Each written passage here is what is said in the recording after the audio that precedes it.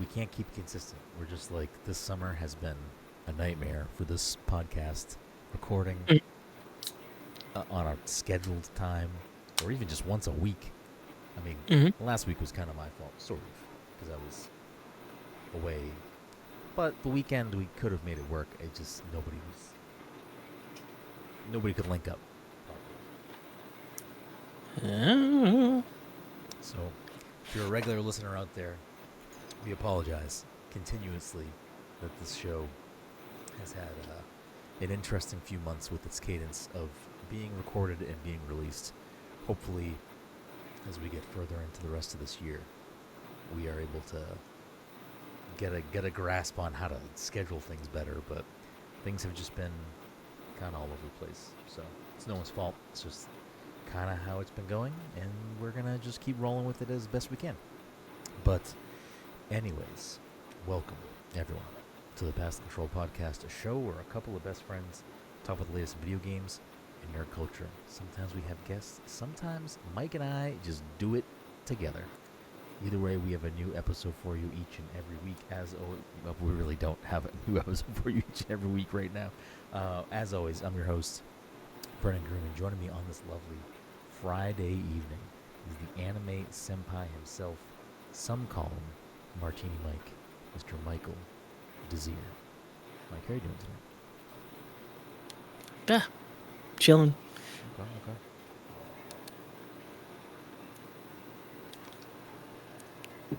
All right, podcast over. Yeah, we did it. We did it. That's it. Quick and easy tonight. We had a great show for tonight. We can finally talk about... I mean, we could have talked about it a few weeks ago, but again, the podcast has been all over the place. We can finally talk about the fact that Mike and I got to play Orbitals back in June. So we'll talk about that tonight. Whatever else Mike's been playing, if he's been playing anything. I've been kind of dancing around a few different games. I've been traveling, so I've had a little bit of time, but also not a lot of time. So we'll chat a little bit about some of those things. But Orbitals is the big one tonight. But before we get into that, a couple of quick housekeeping things. This episode, of course, sponsored by our good friends at Goodnight Fatty. If you're in the Salem, Massachusetts area or the North Shore of Massachusetts on a Friday, Saturday, Sunday evening, you want yourself something hot, something sweet, something tasty, something fresh out of the oven, you can head on down to 1 Washington Square and get yourself a delicious fatty. And if you're unaware of what a fatty is, you can check them out on social media at Goodnight Fatty and at Good Morning Chubby. And if you are looking at those things, you may notice, hey, they're also open on Thursdays and Mondays. Brenden, you need to start saying that more consistently. They're also open on Thursdays and Mondays. And when I get in my brain and I'm just on a roll and not thinking and just doing the ad read, I usually forget to add that because that is a newer thing. So they're open from Thursdays to Mondays. Make sure you check them out. Make sure you show them some love. And make sure you enjoy some fatties this weekend and any weekend that you come up to this area. Other quick housekeeping things, I don't know. We'll just keep it light and breezy. Go to the website, passthecontroller.io or playmoreindies.com. You can see everything we do, whether it's written content, video content, drink recipes, the podcast, social media, all that stuff. You can head over there and you can find everything in one place. If, I don't know. If you want to support us, leave us a 5-star review wherever you listen to the show. Make sure you're subscribed on whatever platforms you're interacting with us. We would appreciate that. But let's just jump right into it, Mike. I mean, I don't even want to talk about other stuff. Let's just talk about Orbitals first. Because this was one that, when we were talking about all our SGF stuff for those couple of episodes, and we were talking to other people, our friends and colleagues, I think this is a consistent one that a lot of people were like, yeah, this was one of my favorites. This was my favorite, and we just haven't been able to talk about it up until more recently. I think when July 7th is when we were able to start talking about our hands-on with that game. Now, I think this was revealed maybe a year ago in a direct at some point. I forget how long ago it was revealed, but when this was shown off, this was like immediately something where I'm like, yeah, this looks pretty fucking dope. I hope that it is good, because I definitely am going to give this a shot when it comes out, because it just looks incredible. Like, if you take everything else out of the equation, if you remove the fact that we played it, so prior to us playing it, like, just from the trailers and the gameplay that they showed, this game looks phenomenal. Like, I don't know if you just had that immediate feeling as well up front, Mike, of like you were intrigued by this game simply on its visuals. Yeah, I think I probably said that the whatever time we talked about before. I don't actually don't remember what I said, but I did really like the artistic style that the game chose to portray. Yeah, it is. If you're unfamiliar with Orbitals, it is a Switch exclusive, Switch 2 exclusive. Actually, I don't know if it's Switch 2 or Switch exclusive. Let me see if the website says that. I don't want to misspeak. But it is. I mean, the Nintendo site says it's a Switch 2 exclusive, but let's see what the Orbitals website says, in case it is also a Switch game. No, it looks like it is a Switch 2 exclusive. So, it is a co-op Switch 2 exclusive game where you are basically, it's like a puzzle platformer that, in the brief time that we had about like 20 to 30 minutes with the game. In the brief time that we had with the game, we got to experience some of the different early puzzle mechanics and what you'd be doing in the game. But aside from those things, it's essentially an 80s era anime sort of brought to life as a video game.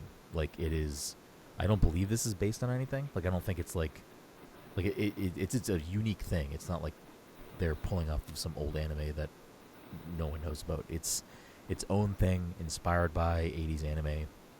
Visually, it looks that way. I think I remember one of them saying that they're doing different things on screen are in different frame rates to also like add to that look and feel. Like, I believe the characters are moving at one specific frame rate, and then maybe like the environment might be moving in a slower frame rate, and maybe certain NPCs might be moving at a different frame rate to kind of give it that like hand-drawn animation movement. I don't remember if you recall them saying like specifically what, but they definitely mentioned that there is at least like two different frame rates happening at the same time. Yeah, it sounds familiar, but I also, you could have told me anything just now, I probably would have been like, yeah, I think I remember that. But that does truly sound like something that they said they did in order to capture the right visual style. Yeah, like it is remarkable. It's honestly to the point of like, I can't believe there aren't more games like this. Like, I can't imagine no one else wanting to try to do this style of, even if you take the frame rate part of it out of it, like, just, I feel like there's not a lot of games that look like this. I can't think of any. I'm sure there are some, but I cannot think of any. Yeah, I'm blanking. Outside of, even games based off of IPs. They don't really look like this. They're more cell shaded, if anything. Yeah. Or cell shaded adjacent. Like, this is like whatever filter, like whatever graininess they're putting over everything. Like, it looks like you are playing a cartoon, like you're playing an anime.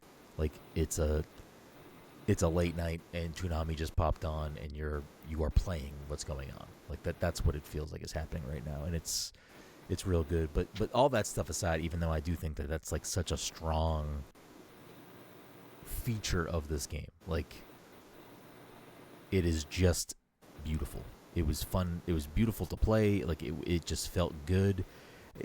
It was definitely aided by the setup. Like, when we went into the Nintendo section where this game was at Summer Game Fest, it was like the whole area was set up like a bedroom. Like, it was like bunk beds and beanbag chairs and decorated I have pictures of the room somewhere in my phone.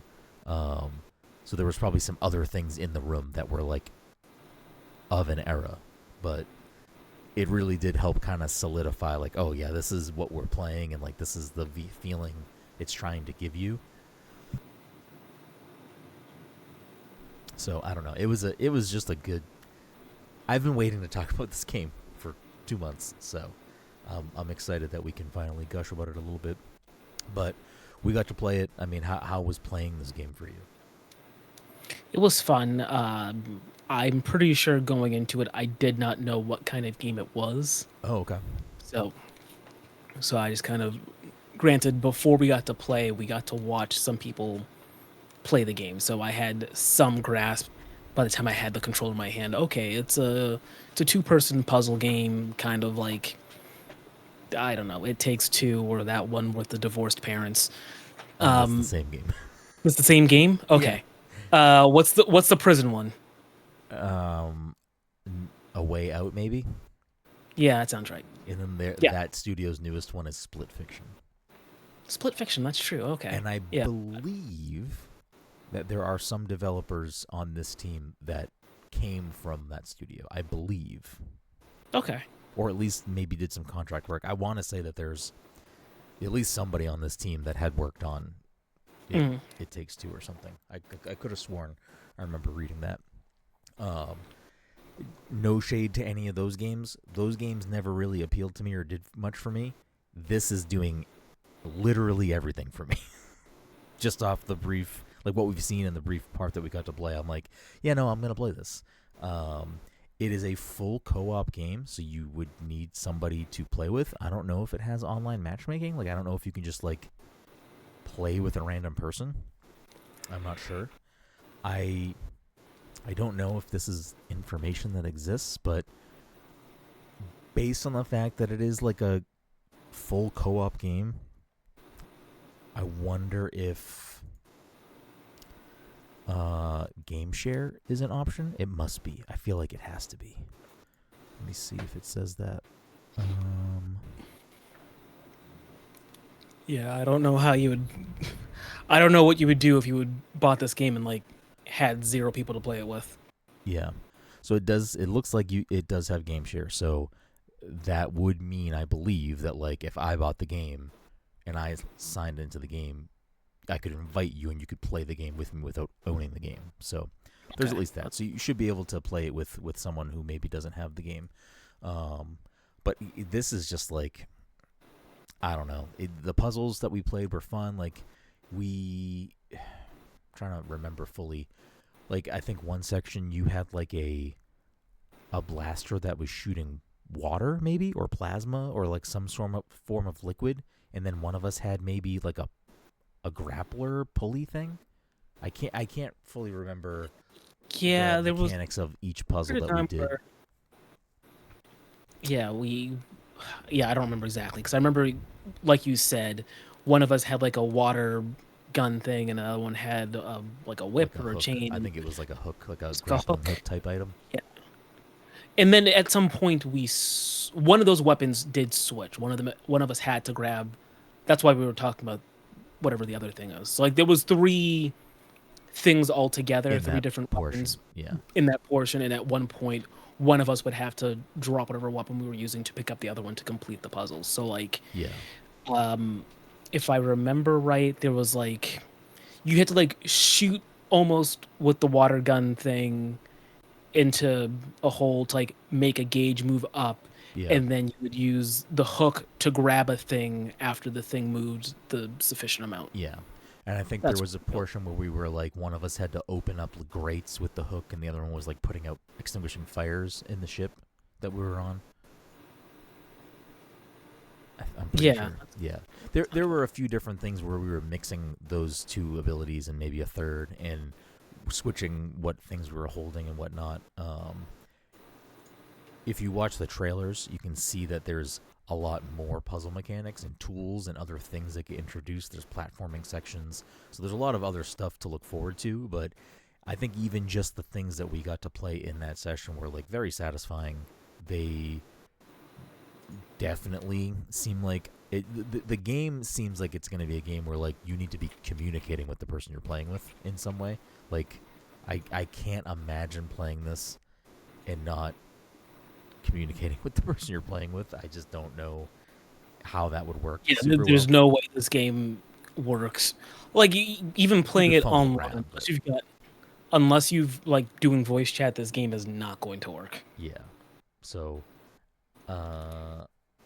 yeah, I don't know. I don't know if you have anything else to say about Orbitals. I think it is like It was already one of the games I was looking forward to the most this year, and after playing it at Summer Game Fest, it has like remained one of the top priorities for me when this comes out in September.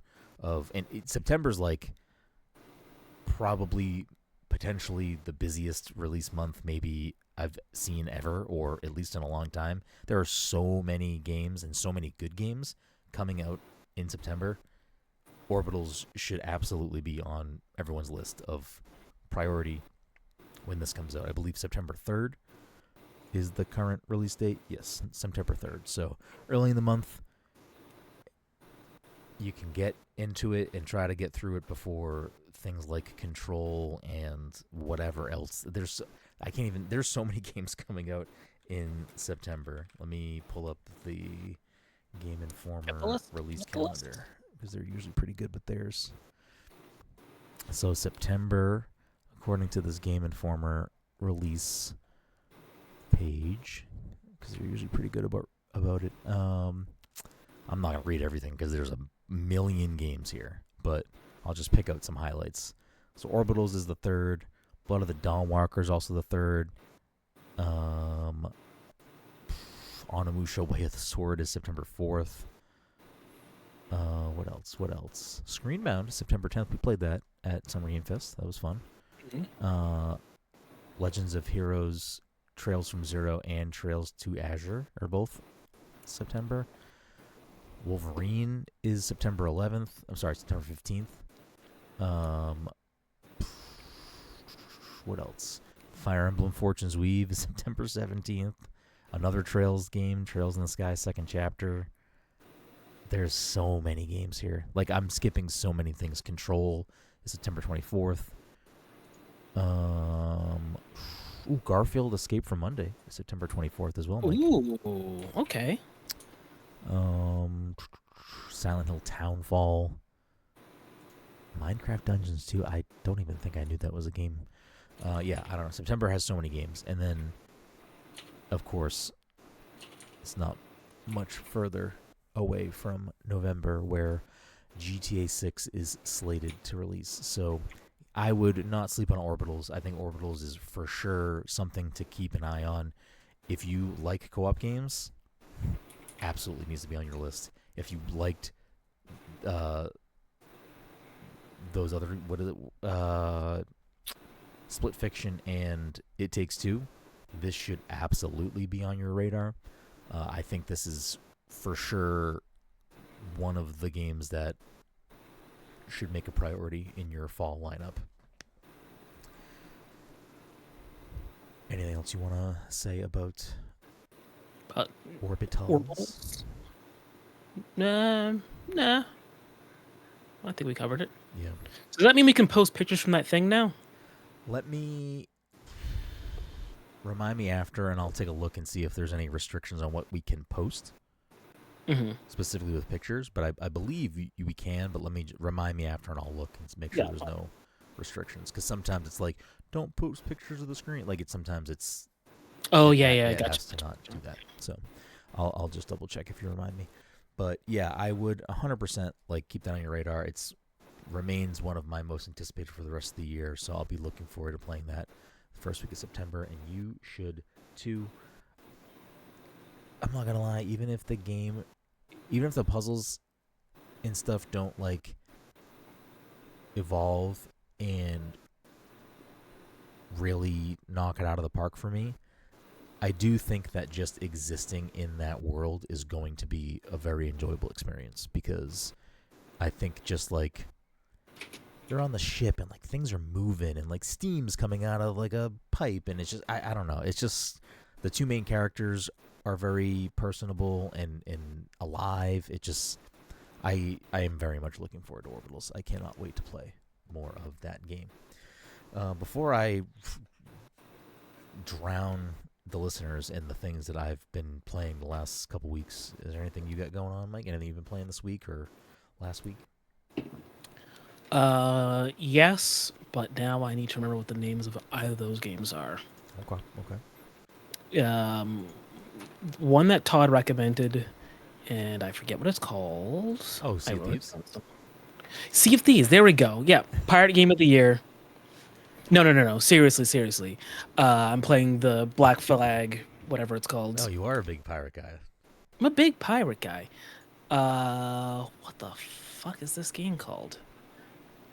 It is called uh Tamashika? I don't know if I know that. Todd recommended this Todd recommended it, yeah.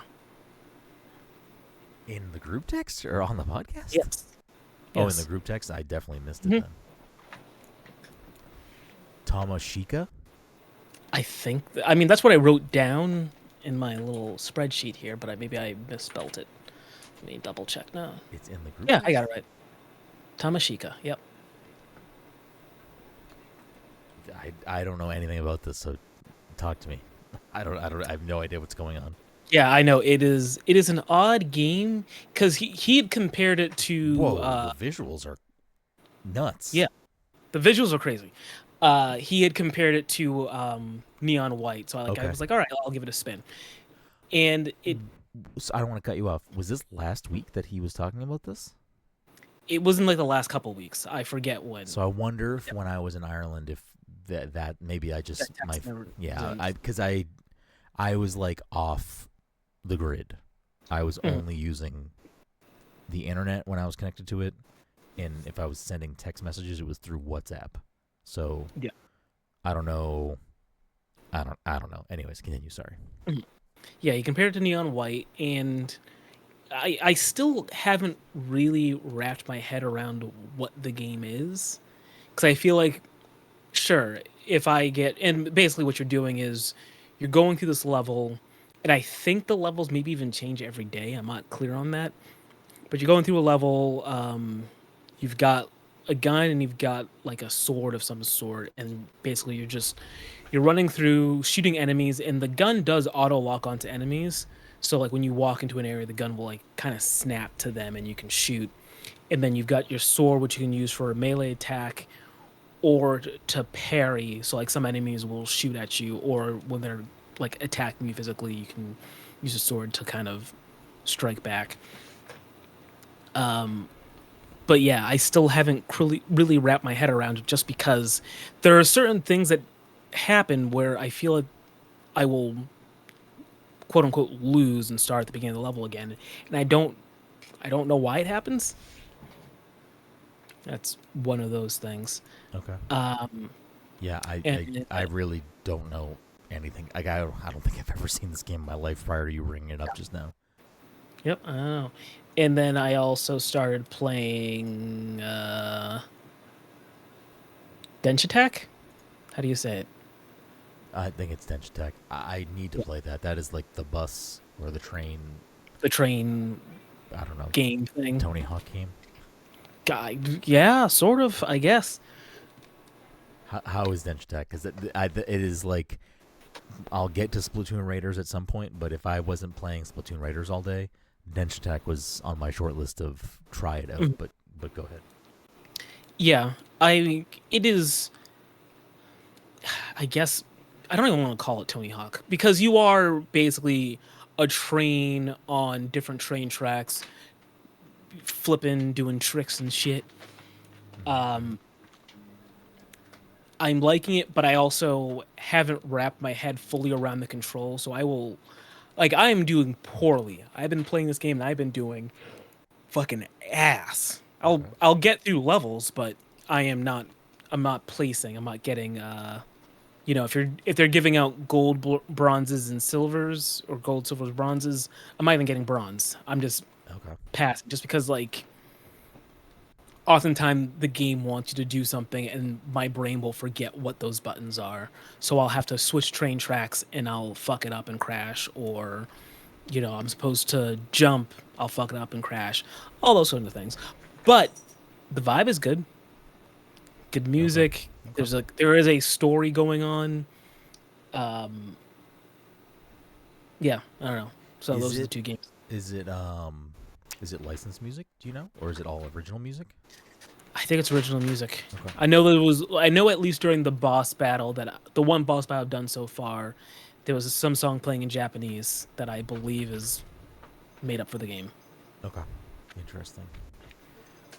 Um, yeah, that is definitely one that is on my radar. I would like to check it out because it's another one when it was revealed or announced looked super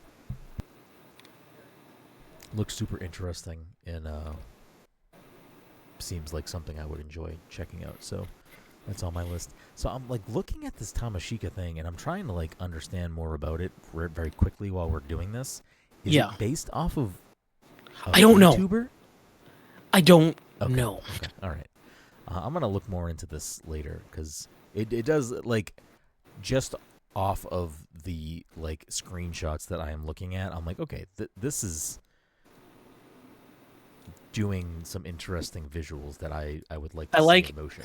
I like how every time I boot the game, it says, "Hey, listen, there's a lot of flashing colors and stuff.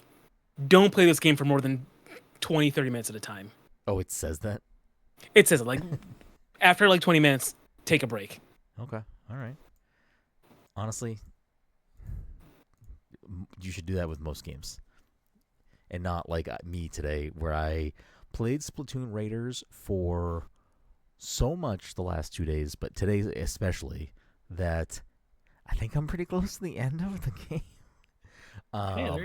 And I was kind of hoping that, because I'm pretty sure I am nearing the end of the golden path, unless there's some trickery after. But I kind of wanted to try to get to that point before we recorded tonight, because I do have some, I don't want to say I have mixed feelings. I'm really enjoying the game. I think Splatoon Raiders is a blast. I think that if you like Splatoon, it controls like Splatoon, how you know and love, which I think Splatoon games control and feel really great. And they also have their own kind of, damn, this whole episode, we're just talking about games that have good fucking vibes. Like, just good fucking vibes. Yeah. Orbitals, perfect vibes. Splatoon always has perfect vibes. These other two games I didn't play, but it sounds like Tamashika and Denshattack both have fantastic vibes. So this is just a vibe podcast today. But yeah, Splatoon Raiders is, I'm curious what Nintendo classifies this game as. I have the box in front of me. Let me just see what it says in the back. Battle salmonids, hunt for their loot, and dig up the secrets of the Spurhalite Islands. Starring Deep Cut and you, the mechanic. Collect materials, develop gadgets, and customize your gear. Okay. I've seen some people refer to it as a looter shooter. I've seen some people refer to it as a roguelike. I don't really, am I getting big rogue vibes? Like, maybe there's some little things you can pick because the loot is randomized and whatever, but I don't really think, like, the levels don't change that much that I've noticed, unless there's something I get to later in the game. But I think how can I talk about this game? I'm really enjoying my time with it. Clearly, I played it most of my free time today, and I'm going to play it the rest of tonight when we are done. Did you watch any of it, by the way? Because I know you are like maybe curious about it. Yeah. So I don't know. Go ahead. I was just saying, I don't know if your opinion on the game either way has moved at all. Like, it's not me trying to sell you on the game. I just, you love Splatoon. I think we all four of us, I don't know how Dom feels about Splatoon actually, but I know me, you, and Todd love Splatoon. But this is obviously not the core Splatoon. Like, it's not. No, it seems the little I watched of your gameplay, it just made me think of Salmon Run, right? Is that what it was called in Splatoon? Yeah, but it is different than Salmon Run. Okay. It doesn't, I mean, I didn't play Salmon Run, to be fair, so okay. Like I'm just saying it looks like it. Yeah, and it is out of all the Splatoon stuff, and that's probably the easiest way to describe Splatoon Raiders is it is definitely Salmon Run adjacent. Salmon Run I would put more in like it's kind of just a horde mode where maybe there's some light objectives, but you're kind of just confined to a small space and need to, I don't know, collect things, I think, or outlast the enemies. I don't even remember. You have to collect eggs, right? You have to get eggs, I believe. Yeah. So you're not really doing that here. You are fighting hordes and hordes of salmonids and enemies and boss encounters and all that stuff. but these are levels constructed around these things, so you're not just like on this little thing trying to survive. You are moving through a level where there's platforming segments and other things. But this definitely seems like a game you could play by yourself. Like, I don't think you would ever need to play with friends or strangers and have a totally fine time. I have played most of this single-player game so far, or most of this game as a single-player game so far. You do get the option to, like, call for help, so you can, like, put up basically a beacon, and other players that are, like, sitting in their hub area, like, can select, like, they want to assist someone that's looking for help. So it will pair you with people that are just looking to, like, group up with strangers. But that is also, like, you can't just do that for every level. Like, there's a timer. You can't just, like, do it every time. But you can, I believe, with friends or people that you're friends with on Nintendo online. You can, like, party up and then progress that way. But I haven't done that yet because I know a few people who do have the game. I just haven't seen them on yet. So I'm like, oh, I'm not going to, like, reach out and be like, do you want to play Splatoon right now? But if I see them on, I might shoot them a message and be like, hey, you want to fucking get some loot? But I am enjoying the gameplay loop so far. It is very, for the most part, I feel like pretty quick levels. Like, I feel like it ranges anywhere from, like, a few minutes to, like, maybe 10 minutes per level. So you're kind of in and out. There's loot, different weapons, different gear, different attachments for your weapons and your gadgets that you can find and unlock. And as you're getting currency and these other things you pick up, you can upgrade your base and upgrade your stats. Like, you level up in this game, and you can choose what things you're leveling up, whether you want your health to go up, your attack power to go up, your gadget attack power to go up, or your gadget slot amount. So what you can, like, equip on your gadgets. And there's basically 3 classes, which are tied to your ink tank. So you can swap your ink tank in between levels if you want. And that is basically, there's, like, I've pretty much played the tactical one, so I don't even know what the other 2 are called. There's 3 tanks, and I've played with all of them more than once. But I'm primarily using the tactical tank, which gives you, like, basically I can throw a turret down, like. So I have, like, a turret that helps me. And then I've been switching the other one around, but the one I've been using mostly is basically another turret. So I just have turrets with me, and I'm like, why would I ever pick these other classes? I have fucking guns I can put on the ground and shoot with me. So I've been enjoying that class. But the other ones give you some mobility, and the other ones give you, like, some kind of more aggressive attacks, which are fun to use. Like, I have enjoyed playing with the other classes, but my gameplay style now is so built around how I've made these things work for me that I, like, whenever I have to switch to the other ones to, like, do a specific mission, I'm like, oh man, I want to go back to my other thing. Yeah. But it has a lot of, it's Splatoon. Like, it has a lot of that DNA. It has the weapons you know and love. It has, actually, that might be kind of where the, like, that part ends, though, because I don't think it has any of the other normal, like, sidearm weapons. Like, you don't have grenades. You don't have, like, all of those types of things, because instead you have gadgets. And the gadgets, I think, just function more of, like, this is your class. So I have turrets, or, like, there's no turrets in Splatoon 3, right? I don't think so. Like, there's, like, the sprinkler thing, but it's not. This is not a sprinkler. This is, like, a gun that is aiming and shooting.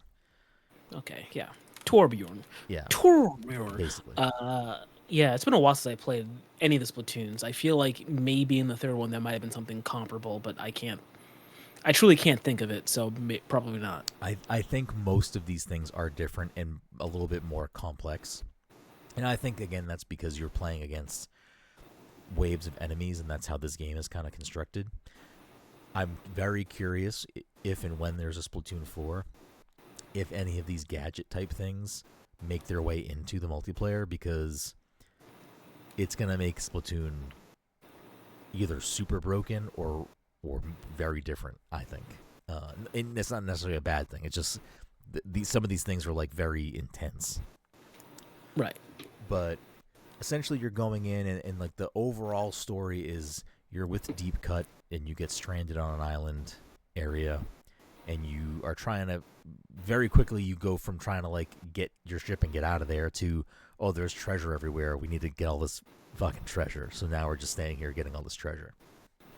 And that's what it is. You're going through different levels, fighting hordes of enemies to get through to the end of the stage and find the treasure. And it could be, you know, a major, I forget what like the big equipment is called, but like a major equipment thing that gives you like a specific stat boost in some way.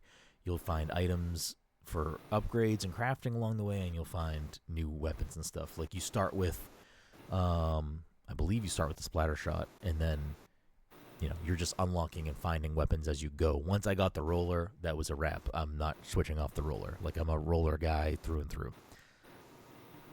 Which is annoying because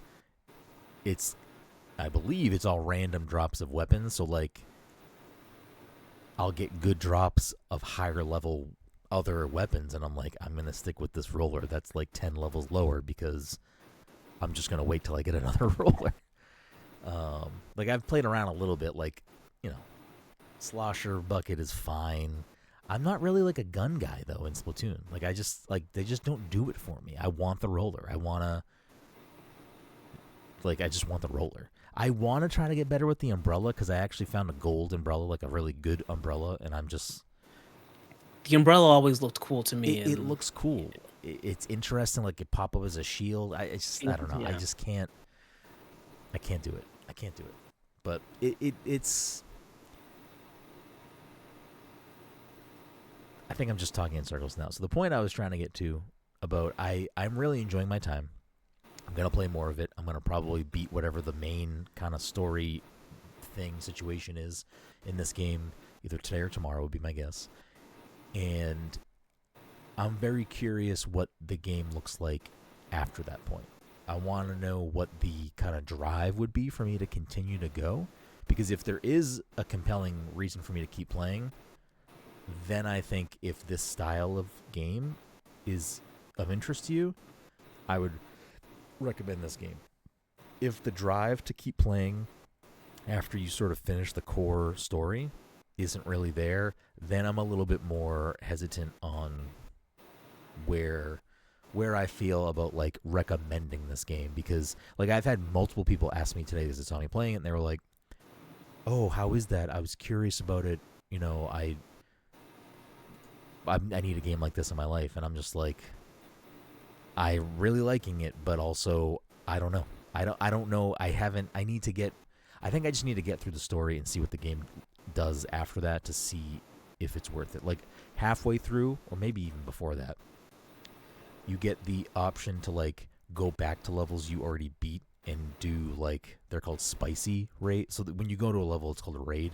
They're called spicy raids. They're higher level and harder. So I did a few of those and I was like, okay, this is also fun to like go back and play it harder, and like it's a little bit more challenging, because I don't think the game is super challenging. There are definitely parts where I'm sweating a little bit because it gets chaotic, but I wouldn't say the game is like difficult. There's a higher difficulty, I just didn't put it on because I don't think it actually changes much other than that the game is just harder.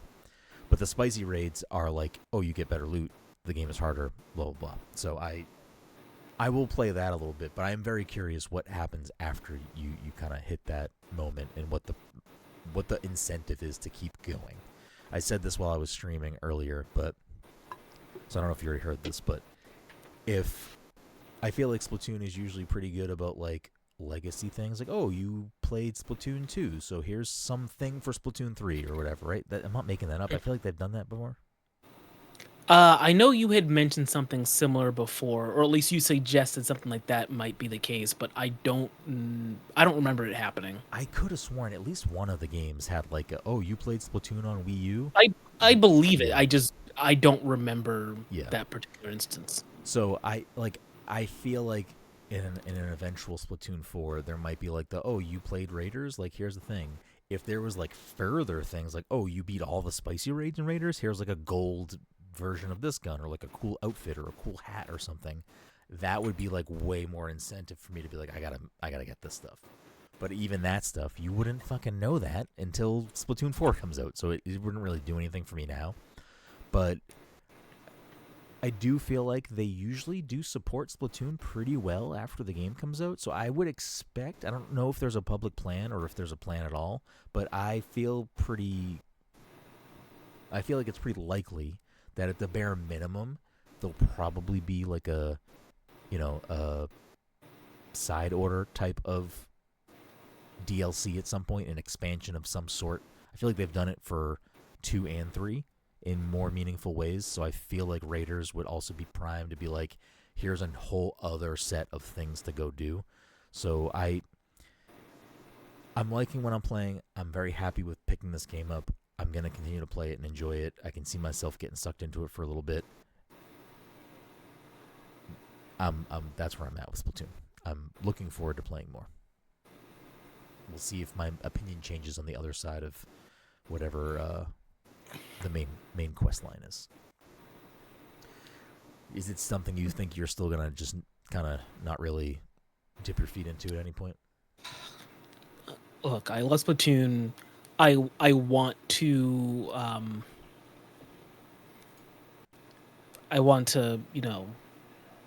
continue to support the game however I can. Yeah.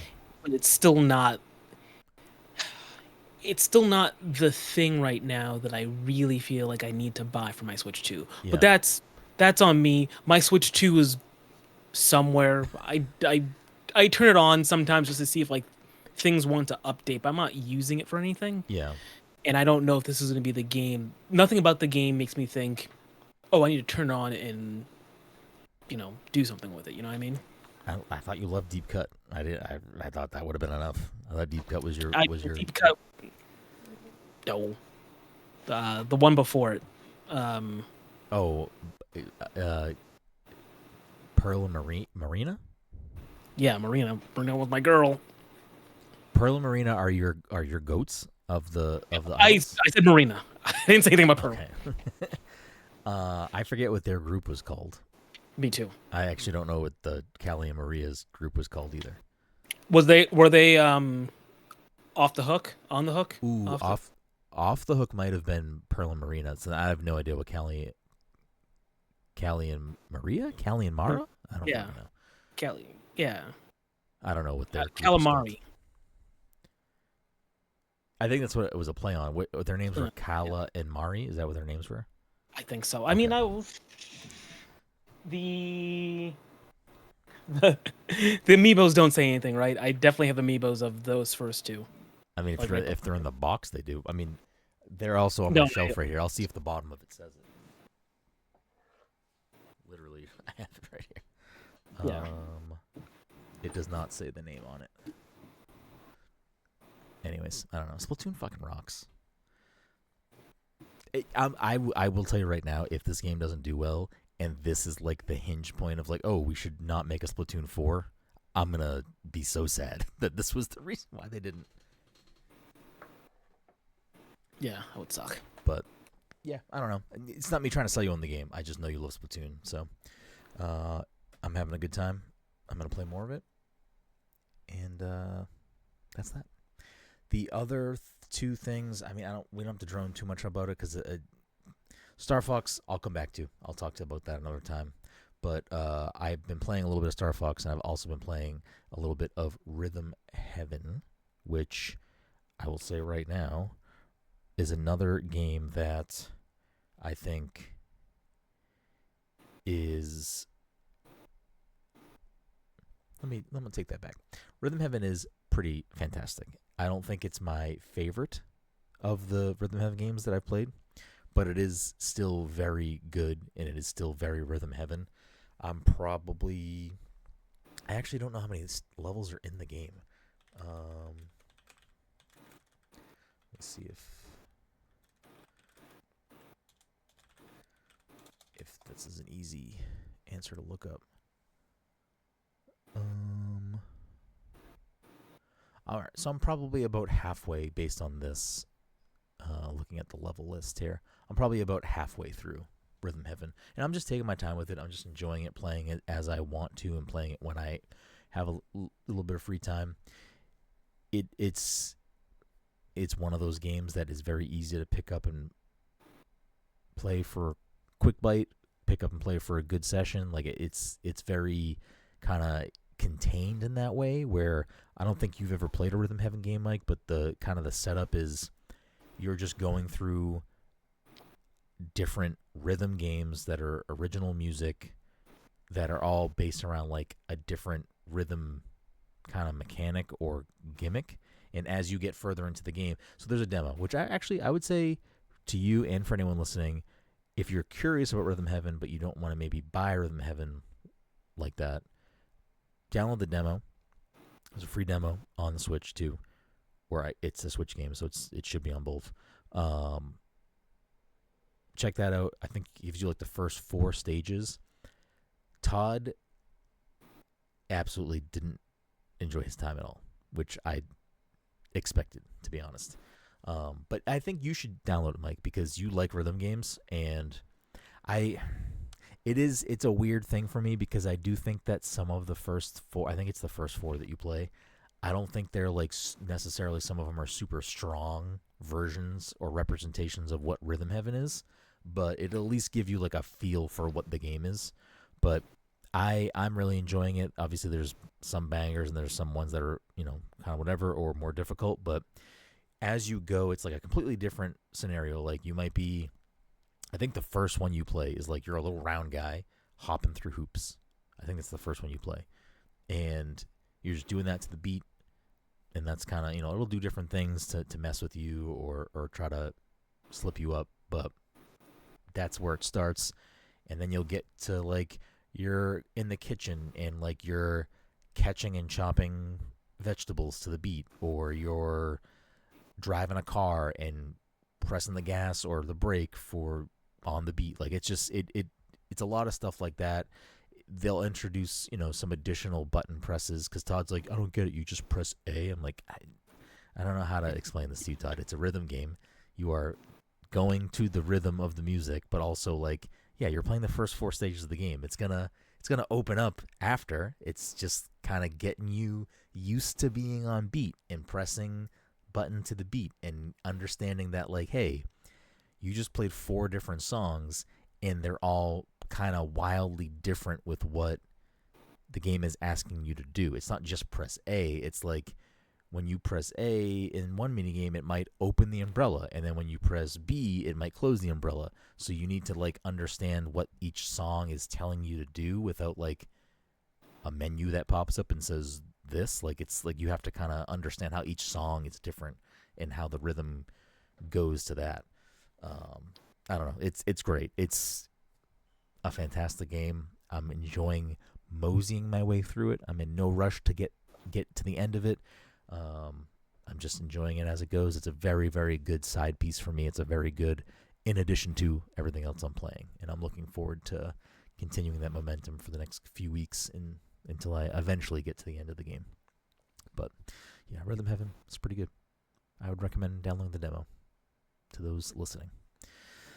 I think that's it for like the big hits for me. I feel like there's probably something else I did play the last 2 weeks, or 3 weeks rather, because we did a movie episode last episode, so it's really been 3 weeks of no video game talk. So there probably is some other thing that I am neglecting to speak on, but here we are.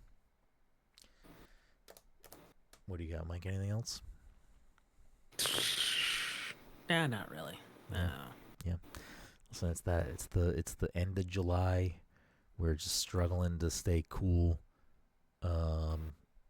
This AC. I mean, say what you will. This AC that I've got hooked up with fucking duct tape is actually doing a decent job for my office here. Okay. All right.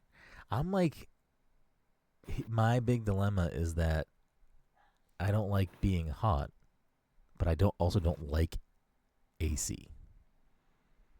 I like fan. I have fan on behind me. Great. Fantastic. I love the airflow. I like the breeze.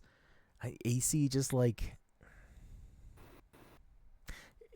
And we have the AC running in multiple parts of the house, but I just would never put an AC in my office because I personally would rather sit with the window open and the fan, even when it's real fucking hot.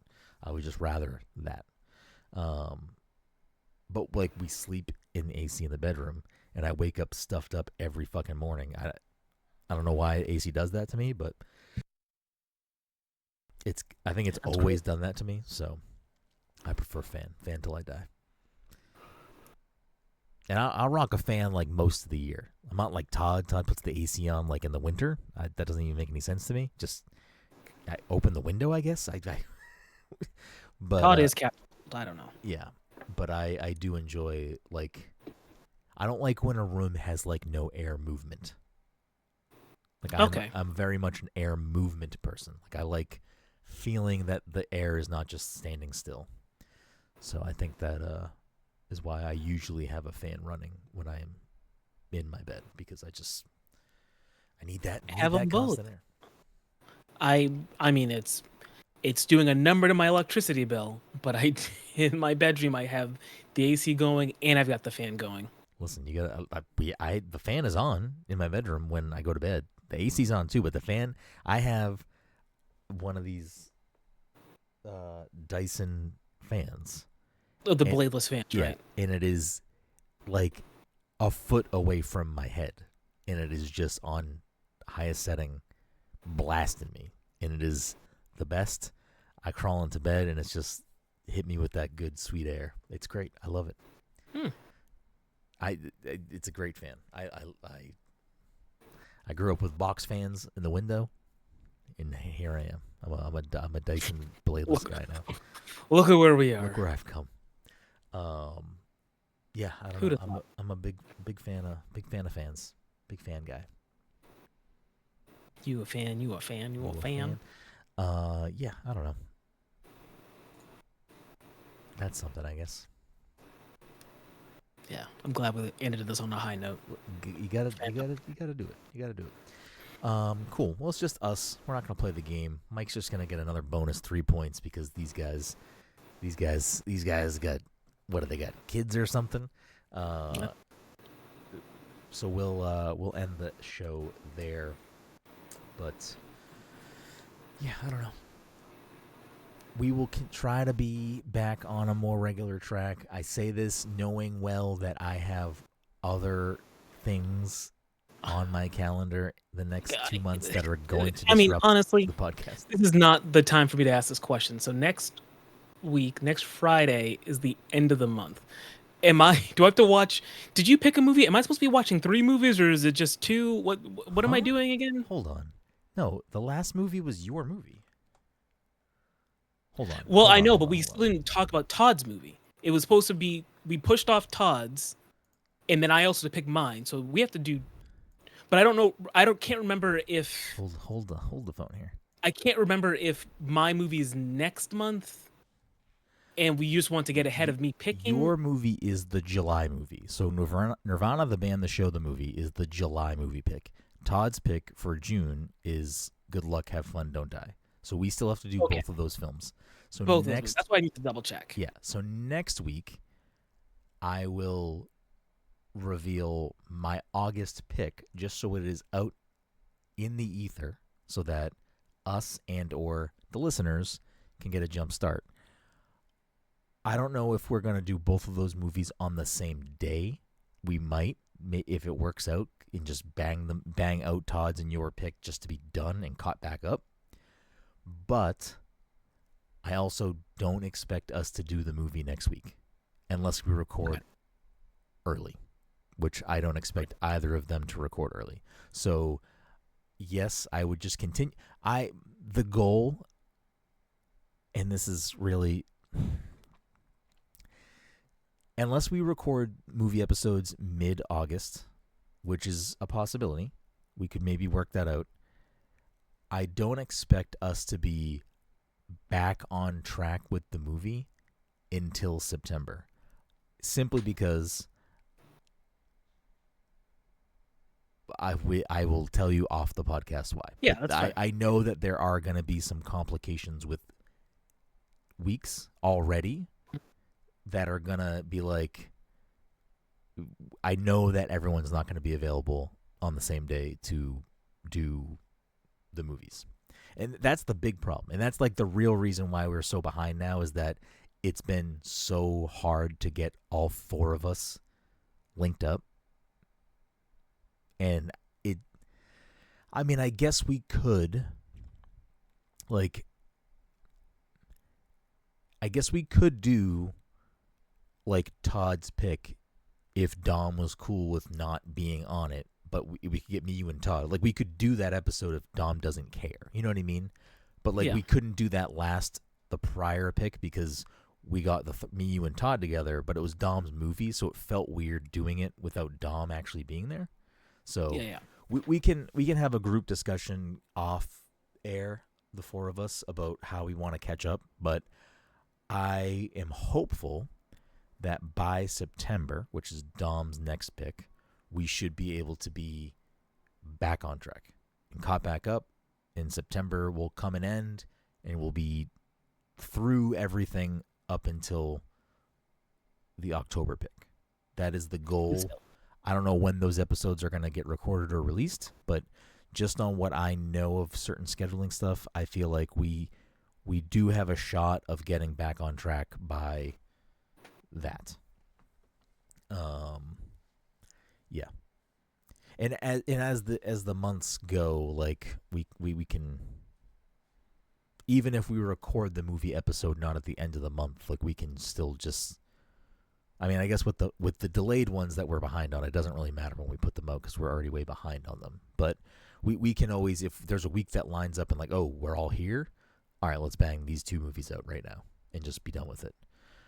So I would say, for the sake of yourself, what would make the most sense is I would just like try to stay caught up on watching the films, so that way, if the opportunity arises, we can just bang it out. That being said, Nirvana the Band, the show, the movie, if you haven't watched it yet, and if listeners haven't watched it yet, I believe it is on Hulu today. Yeah. So, there's that. Cool. So yeah, we're desperately trying to make it work to get caught up on the movie club. I want to say, I don't know who it's tough to tell. I don't know how many regular listeners of the show also care about the movie club, but the movie club episodes usually have very good listenership. So there might just be people that listen to them and don't listen to the show normally, which is also fine. But if you're a listener of the show and you are waiting for Good Luck, Have Fun, Don't Die, or Nirvana the Band of the show, the movie, and whatever I decide to pick for August, we're desperately trying to get back on track. So there's that. Cool. All right. I think that'll wrap things up here for episode 532, though. We appreciate you. Be good to one another. And we'll see you next time.